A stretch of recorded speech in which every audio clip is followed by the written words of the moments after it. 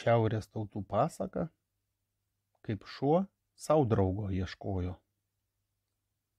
Kitados šuo gyveno miške vienas. Ir pasidarė jam liūdna vienam gyventi. Leidosi į mišką draugo ieškoti. Ėjo, žiūri priešais kiškelis bet bėgas.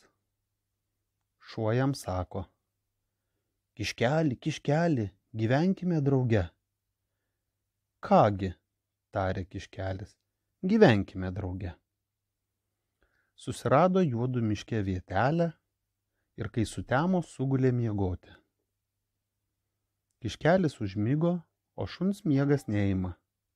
Pradėjo loti. Kiškeliui iškart miega išsilakstė, pašoko jis ir sako šuniui: ko loji? Dar vilkas išgirs, ateis ir abu mūsų suės. Nutilo šuo, bet vienas sau galvoja: blogą aš draugą susiradau. Baili kiškio širdelė, štai vilkas tikriausiai nieko nebijo. Ir šuo paliko kiškį, nuėjo vilko ieškoti. Ėjo per mišką, žiūri priešais vilkas bet bėgas. Šuo ir sako vilkui: klausyk, vilke, gyvenkime mūdu drauge. Vilkas sako: kągi, dviese smagiau? Štai ir sutemo. Susiruošė juodu gulti, vilkas užmigo, atsigulė ir šuo. Bet pačiam vidurnaktį šuo pabudo ir kad ims loti. Išsigando vilkas, širdis iš baimės apmirė, ėmė šunį barti. Ko tu loji, dar lokys ateis, abu nudės. Na, mano šuo, matyt ir vilko nestipraus esama, jeigu lokio bijo. Užtat galiūnas lokys tikrai iš visų stipriausias. Paliko šuo vilką, nuėjo lokio ieškoti. Vėl miškų drožė. Ėjo ir sutiko lokį. Šuo priėjo prie jo ir sako: ei, galiūne loky, gyvenkime drauge. Lokys sutiko. Visą dieną jie išgyveno, atėjo naktis. Užsnūdo lokys, o šuo vėl pačiam vidurnaktį loti ėmė.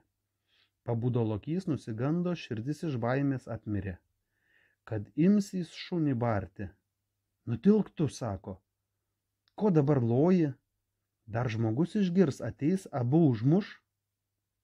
Na, mano šuo, ir šitas bailys, teks žmogaus ieškoti. Ir pabėgo šuo nuo lokio.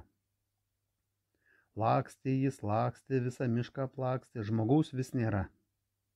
Pagaliau išbėgo į pamiškę ir pritūpė pailsėti, o žmogaus kaip tik į mišką malkų išsiruošė. Čia pamiškėje šuo jie patiko. Pribėgo jisai prie žmogaus ir sako: žmogau, gyvenkime mūdu drauge. Žmogus tarė: kągi, einam su manim? Nusivedė žmogus šunį namo, štai ir sutemo. Žmogus užmigo. Vidurnaktį sulojo šuo, tačiau žmogus nesikelia. Šuo sulojo garsiau. Pabudo žmogus ir subarė šunį: ei, šuneli mano, jeigu alkanas esi, palak, tik man miegoti netrukdyk. Šuo nutilo, palakė, atsigulė ir miega. Nuo tada jis ir liko pas žmogų ir dabar gyvena drauge. Tuo ir pasaka baigėsi.